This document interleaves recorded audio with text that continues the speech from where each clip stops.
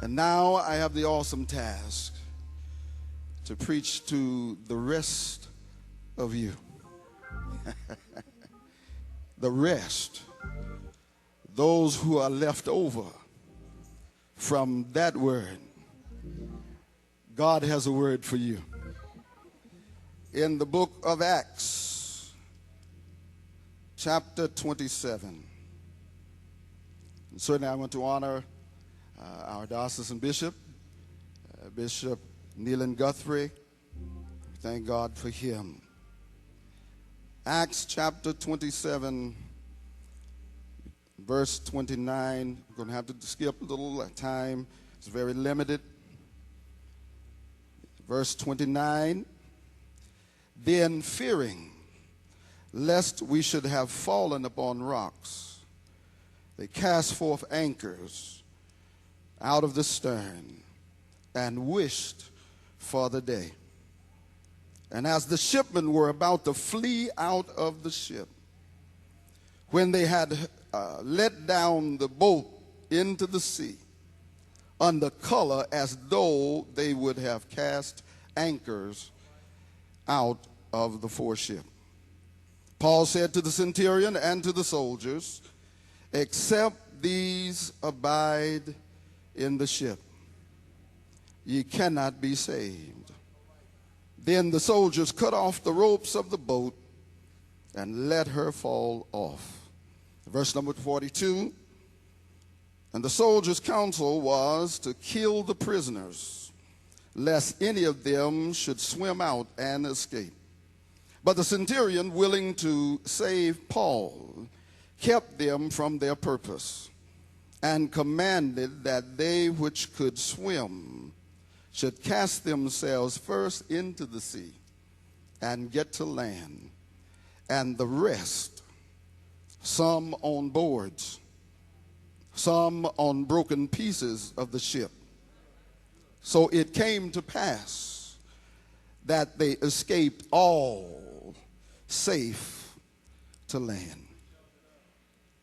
I want to use for a subject, a brief subject, I want you to look at someone and say to them, whatever you are going through, don't jump ship, ride it out. Look at somebody else again and tell them, whatever you're going through, don't jump ship, ride it out. Amen. This is a word that the Lord has given me over the past few months to share with the people of God, because there are those of us who had to come through many storms. Having been saved for some 45 years, come through many storms. This storm here is very familiar to many of us in this story, the storm of the Dawn. But the situation here is this storm came by surprise. When the south wind blew softly, they thought it was all right to sail. But just as soon as the ship got in the midst of the sea, then the storm came. Is there anybody here that has had an unexpected storm?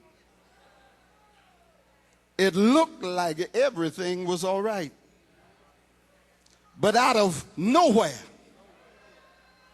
the wind began to blow. Out of nowhere, the rain began to fall. And I said I want to talk to the rest of you, because there is a group left over from those who have already praised God for what he's going to do. But there are those here who are still in the midst of the storm and don't know when the storm is going to be over. Nah, God, I've learned that sometimes we can put on a good front. Sometimes we even shout when we are not delivered. Amen. But the Lord told me tonight that there is a group that I want you to speak to. It is a group that sacrifices to come to the convention.